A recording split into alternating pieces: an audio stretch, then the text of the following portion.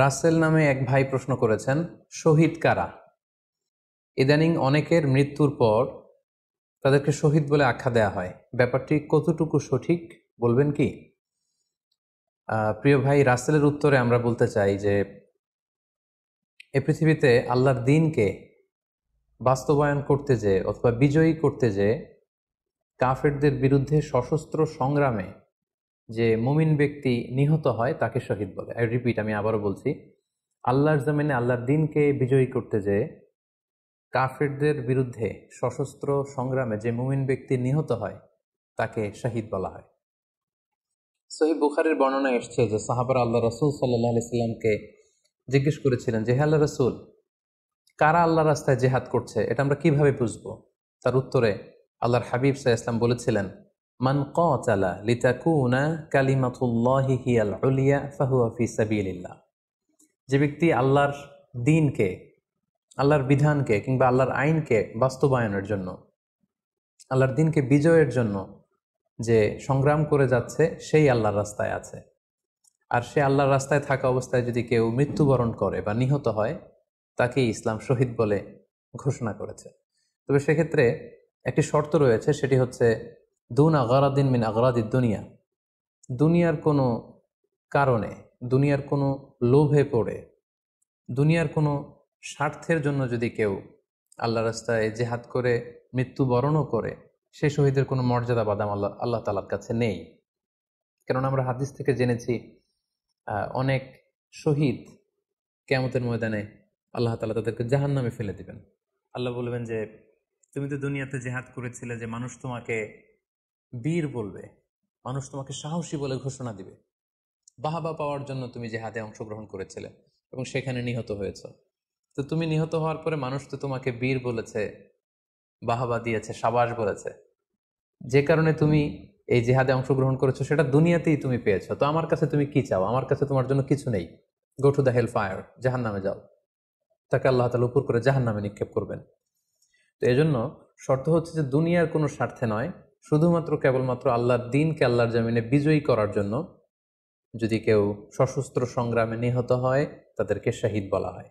এখন প্রশ্ন হচ্ছে, যারা কাফেরদের বিরুদ্ধে জেহাদ করতে যেয়ে যুদ্ধে নিহত হলো তারা শহীদ, তারা ছাড়া কি আর কেউ শহীদ হতে পারবে না?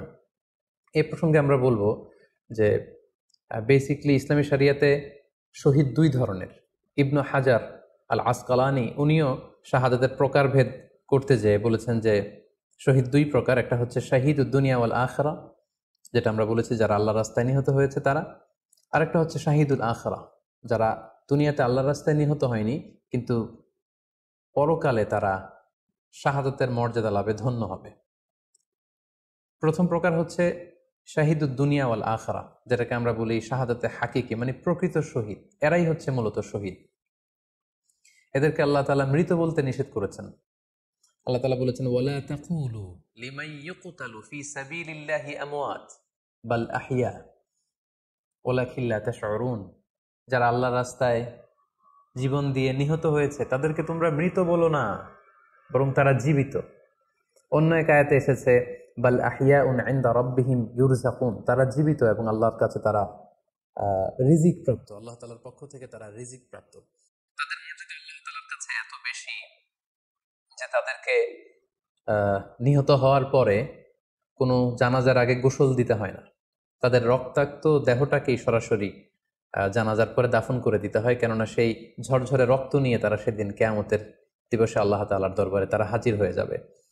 এবং আমরা যদি কোরআনের দিকে তাকাই, কোরআন আমাদেরকে জানিয়েছে, আনা আমাল্লাহু আলাইহিম মিনান নাবিয়িন ওয়াস সিদ্দিকিন ওয়াশ শুহাদা ওয়াস সালিহিন, মানে সবচেয়ে শ্রেষ্ঠ তাবাকা বা দারাজা হচ্ছে নবীদের দারাজা, নবীদের পরে হচ্ছে সিদ্দিকিনদের দারাজা, এবং সিদ্দিকিনদের পরেই যাদের মর্যাদা আল্লাহ তাআলার কাছে সবচাইতে বেশি তারা হচ্ছে শুহাদা।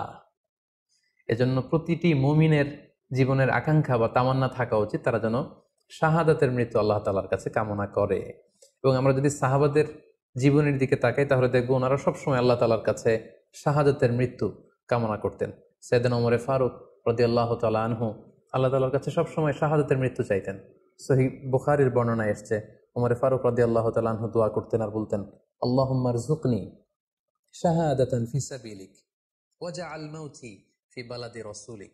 মানে হে আল্লাহ, আপনি আমাকে শাহাদাতের মৃত্যু নসিব করুন এবং আপনার প্রিয় হাবিবের শহর মদিনা শহরে আমার মৃত্যু আপনি নসিব করুন। এবং আমরা যদি ওমরে ফারুকের জীবনের দিকে তাকাই, তাহলে আমরা দেখব যে উনি শহীদী মৃত্যু লাভ করেছিলেন।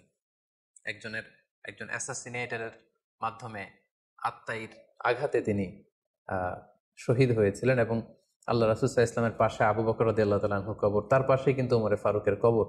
তার মানে মদিনাতেই তিনি আল্লাহ রাসূল সাল্লাল্লাহু আলাইহি ওয়াসাল্লামের পাশে মৃত্যুবরণের পরে শোয়ার সৌভাগ্য তিনি অর্জন করেছেন।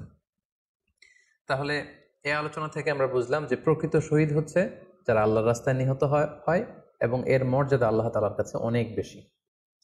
কিন্তু এই শাহাদাতে হাকিকি বা প্রকৃত শহীদ ছাড়াও আরো অনেক মৃত ব্যক্তিকে আল্লাহ রাসূল সাল্লাল্লাহু আলাইহি ওয়াসাল্লাম শহীদি মৃত্যুর সুসংবাদ দিয়েছেন।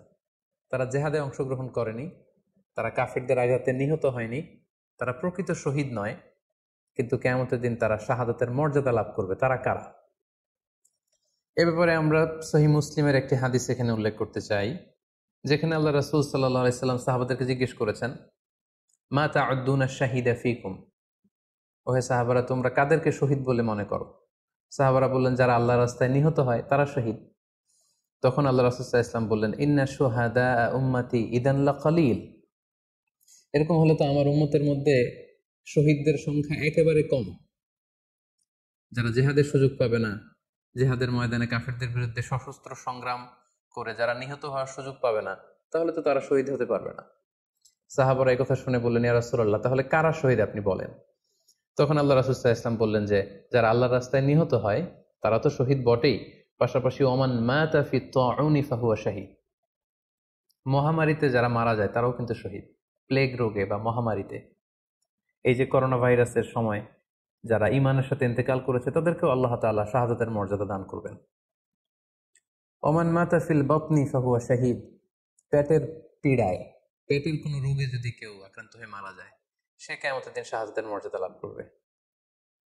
ওয়াল গরিকু শাহীদ, পানিতে ডুবে যদি কেউ মারা যায় সেও শাহীদ। এভাবে অন্যান্য আরো অনেক হাদিসে, কোনো হাদিসে 5 জন, কোনো হাদিসে 7 জন, কোনো হাদিসে আরো বেশি, এভাবে আরো অনেক ব্যক্তিকে আল্লাহ রাসূল সাল্লাল্লাহু আলাইহি ওয়াসাল্লাম শাহাদাতের মর্যাদা লাভে তারা কিয়ামতের দিন ধন্য হবে এই মর্মে তিনি আমাদেরকে জানিয়েছেন। সুনানে নাসাইর একটি বর্ণনা থেকে আমরা জানতে পারি, আল্লাহর হাবিব সাল্লাল্লাহু আলাইহি ওয়াসাল্লাম বলেছেন, মান কুতিলা দুনা মাজলামাতিহি ফাহুয়া শাহীদ, অন্যায়ভাবে যদি কাউকে হত্যা করা হয়, হি ইজ ডিফেন্ডিং ইনজাস্টিস, অন্যায় প্রতিরোধে সে মারা গিয়েছে, এরকম মৃত্যুকেও তিনি শাহাদাতের মৃত্যু বলে ঘোষণা করেছেন। সুনানে তিরমিজির আরেকটি বর্ণনায় আল্লাহ রাসূল সাল্লাল্লাহু আলাইহি ওয়াসাল্লাম আরো কিছু ব্যক্তিকে শহীদ বলে ঘোষণা করেছেন। যেমন তিনি বলেছেন, মান কুতিলা দুনা দীনিহি ফাহুয়া শাহীদ, কেউ তার দ্বীনকে হেফাজত করতে যেয়ে যদি মৃত্যুবরণ করে সে শহীদ। ওমান কুতিলা দুনা দামিহি ফাহুয়া শাহীদ, নিজের রক্ত বাঁচাতে যেয়ে যদি কেউ মৃত্যুবরণ করে শহীদ। তার সম্পদ বাঁচাতে যেয়ে যদি মৃত্যুবরণ করে সে শহীদ। তার ফ্যামিলিকে সেভ করতে যেয়ে কেউ যদি মৃত্যুবরণ করে সেও শহীদ। তার সম্মান, ইজ্জত, তার স্ট্যাটাসকে বাঁচাতে যেয়ে যদি কেউ মৃত্যুবরণ করে সেও শহীদ। আরেক বর্ণনায় আমরা জানতে পারছি, আল্লাহ রাসূল সাল্লাল্লাহু আলাইহি ওয়াসাল্লাম বলেছেন, ওয়াসাহিবুল হাদমি ফাহুয়া শাহীদ, অর্থাৎ ধ্বংসস্তূপের নিচে চাপা পড়ে যদি কেউ মারা যায় বা কোনো দেয়ালের নিচে চাপা পড়ে যদি কেউ মারা যায় সে শহীদ। ওয়াসাহিবু যাতিল জানবি শাহীদ, অর্থাৎ ফুসফুসের কোনো রোগে, লেটসে লাং ক্যান্সারে যদি কেউ মারা যায়, ফুসফুসের কোনো ভয়ানক রোগে যদি কেউ মারা যায় সে শাহীদ, শহীদের মর্যাদা পাবে। আল হারিকু শাহীদ, আগুনে পুড়ে যদি কেউ মারা যায় সেও শহীদ। ওয়াল মারআতু তামুতু বিজুমঈন শাহীদ, বাচ্চা পেটে ধারণ করেছে, অর্থাৎ গর্ভবতী মা যদি এই প্রেগনেন্সির কারণে কিংবা বেবি ডেলিভারি করতে যেয়ে যদি মারা যায় সেও কিন্তু শহীদদের কাতারে দাঁড়াবে। এভাবে আমরা বিভিন্ন হাদিসের আলোকে এবং আল্লাহ রাসূল সাল্লাল্লাহু আলাইহি ওয়াসাল্লামের সুসংবাদ বাণীর আলোকে আমরা বুঝতে পারি যে আল্লাহর রাস্তায় যারা জিহাদ করে আল্লাহর দ্বীনকে বিজয়ী করতে যে মৃত্যুবরণ করেছে তারা হচ্ছে প্রকৃত শহীদ। তাদের মর্যাদা আল্লাহ তাআলার দরবারে অনেক অনেক বেশি। কিন্তু এই শহীদ ছাড়াও আরো অনেক ধরনের মৃত্যুকে আল্লাহর হাবিব সাল্লাল্লাহু আলাইহি ওয়াসাল্লাম শাহাদাতের মৃত্যুর সাথে ঘোষণা করেছেন। সো যারা জেহাদে মারা গেল তারাই শহীদ, বাকিদেরকে শহীদ বলা যাবে না, এই কথাটি ঠিক নয়। বরং আল্লাহ রাসূল সাল্লাল্লাহু আলাইহি ওয়াসাল্লাম নিজেই চেয়েছেন, তিনি বলেছেন যে তোমরা যদি শুধু এই এক শ্রেণীকে শহীদ বলো তাহলে তো আমার উম্মতের মধ্যে শহীদের সংখ্যা একেবারে কম। আর আমি চাই আমার উম্মতের মধ্যে থেকে অনেক সংখ্যক লোক এই শাহাদাতের দারাজা, এই মর্তবা, এই মর্যাদা লাভ করে ধন্য হোক। তাই আমরা যে কেউ একটি বর্ণনার কথা বললাম, এছাড়াও আরো অনেকগুলো বর্ণনা আছে। এই ধরনের মৃত্যু যারা বরণ করেছে, লেটসে পানিতে ডুবে, আগুনে পুড়ে, পেটের পীড়ায়, নিজের সম্পদ বাঁচাতে যে, অন্যায়ের প্রতিরোধ করতে যে, সন্তান ভূমিষ্ঠ করতে যে, এরকম যত ধরনের মৃত্যু রয়েছে, এ ধরনের মৃত্যুকে আল্লাহ রাসূল সাল্লাল্লাহু আলাইহি ওয়াসাল্লাম শহীদী মৃত্যু বলেছেন। এবং কিয়ামত দিবসে এই সমস্ত লোকেরাও তারা শাহাদাতের মর্যাদা লাভে ধন্য হবে ইনশাআল্লাহ। আশা করি প্রশ্নের উত্তর আপনি পেয়েছেন। আল্লাহ তাআলা আমাদের সবাইকে সঠিকভাবে ইসলাম জানার, বোঝার এবং সে অনুযায়ী মানার তৌফিক দান করুক। হাযা মা ইনদি ওয়াল ইলমু ইনদাল্লাহ আলাইহি তাওয়াক্কালতু ওয়া ইলাইহি উনীব। ওয়াসসালামু আলাইকুম ওয়া রাহমাতুল্লাহি ওয়া বারাকাতুহু।